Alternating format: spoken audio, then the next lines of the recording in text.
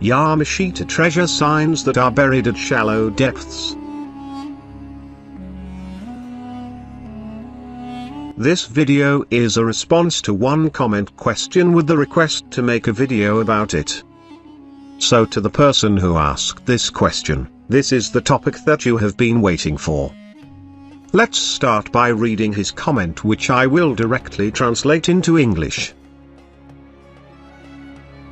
Sir, what are the common signs that are buried at shallow depths? Can you make a video about it on your next upload, sir? Based on how I understand the comment, you want to know the markers that are commonly buried at shallow depth. I can say that there are 3 types of these markers, which is what I will discuss on this video. But before that, it is a lot more important that you should correctly interpret the markers on the surface. It's because when you correctly interpret these markers, they will lead you into the exact digging spot. And when you dig it at shallow depth, it is commonly expected that you should encounter a certain marker as a confirmation. The first type of markers are different rocks or soil. Let's say for example that you dug a type of rock that looks different. What you have to do is to make sure that it is really different by comparing it from the other types of rocks around. Let's say that the color of the rocks around your site are gray, like what is shown here in our illustration. But then, the color of the rock that you uncovered is strangely red. Thus, it is no doubt a marker.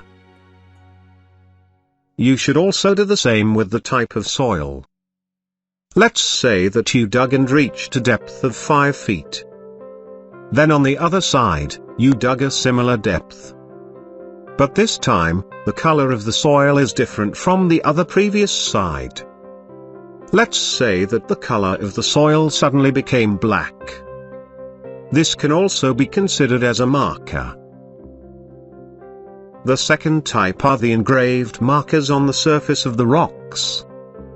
So always check the surfaces of the rocks that you uncovered, because their meaning is what dictates about what you need to do next. The third type are the objects that were made during the time of the Japanese Imperial Army's occupation. Some examples of these objects include old bottles, coins, shoes, and etc. When it comes to us, when we found all surface markers and interpreted their meanings in locating the digging spot, we often expect to uncover a certain marker at a shallow depth as a confirmation. We are going to dig up to a depth of 10 feet. If it happens that we did not uncover any marker, then it could mean that we interpreted the surface markers wrong. Thus, we need to go back analyzing the surface markers until we can determine the correct digging spot. On the other hand, if it happens that you uncovered a certain marker that confirms the digging spot, then we will continue digging down further.